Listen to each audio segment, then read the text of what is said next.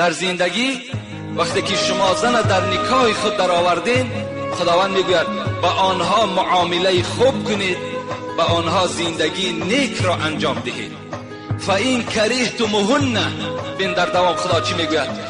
اگر مبادایی که شما این زنها را دوست نداشتید، این زنها وقتی که برای شما پسند نباشد، ممکن از روی جمال، ممکن از روی خصلت، ممکن از روی رفتار اگر به شما معقول نباشند، فعسى ان تکرهوا شیئا و یجعل الله فیه خیرا کثیرا. ای بنده من، خدا میگه هوشیار باش، اگرچه همین زن به تو معقول نیست، اگرچه شکل همین به تو معقول نیست، گفتارش به تو معقول نیست، شاید که در آن چیزی که خدا میگوید برای شما پسند نباشد، برای خدای شما پسند باشد.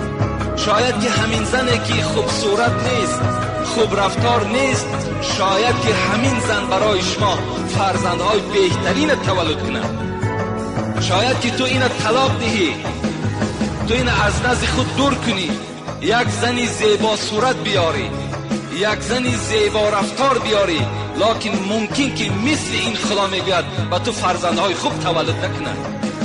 در آن چیزی که شما بد میبینین، شاید خدای شما و نقص بینند. این خدای مهربان به سوی بندگان، به سوی مردها مراجعت دارد. پیغمبر خدا هم چی میگوید؟ لا یفرق مؤمن مؤمنة این کره منها خلوقا رضی منها آخره. این حدیث ابو داود است.